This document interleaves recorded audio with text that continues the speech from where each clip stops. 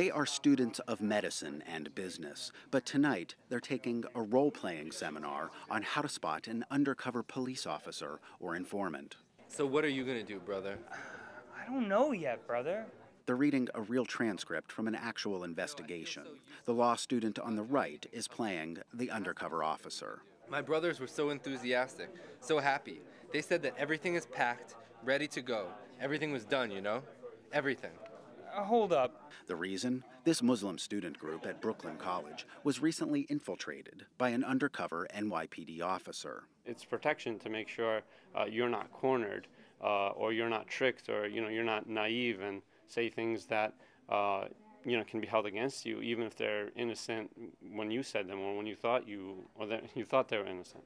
NYPD files obtained by the Associated Press show police were concerned the group hosted speakers on Salafism, a strain of fundamentalist Islam, and went on paintball getaways. Dozens of these Know Your Rights seminars are being held throughout the city after an Associated Press investigation detailed the NYPD's widespread surveillance of the Muslim community.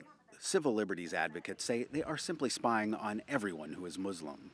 In an AP interview last August, the NYPD insisted they use undercover officers only if they have a specific lead. We're doing what we believe we have to do to protect the city. We have many lawyers in our employ. We see ourselves as very conscious and aware of civil liberties. And we know that there's always going to be scrutiny. There's always going to be some tension between the police department and the so-called civil liberties groups. Police are keeping detailed files. These are from an NYPD program called the Moroccan Initiative, an effort to catalog every Moroccan restaurant, barber, taxi driver, and mosque in the city. Undercover officers visited businesses, identified the ethnicity of the owners, and took photos of their stores. In one case, a note taken by an undercover officer reads, quote, "The majority of the customers are religious Muslims." Police documents indicate plans to build databases for other ethnicities as well. One of these police surveillance files is of a coffee shop in the Bay Ridge neighborhood of Brooklyn.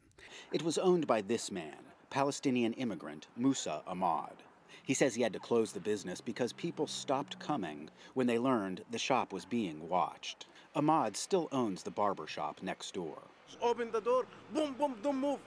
He says 2 years ago, police raided the barber shop.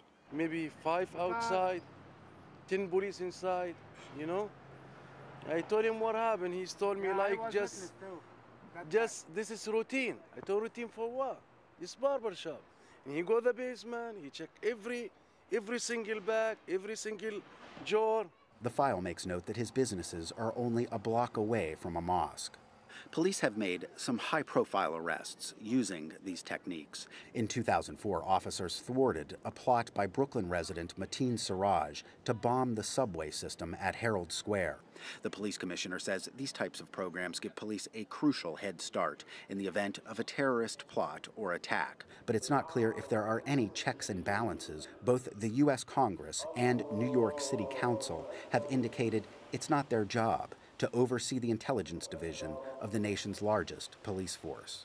Ted Shaffrey, Associated Press, New York.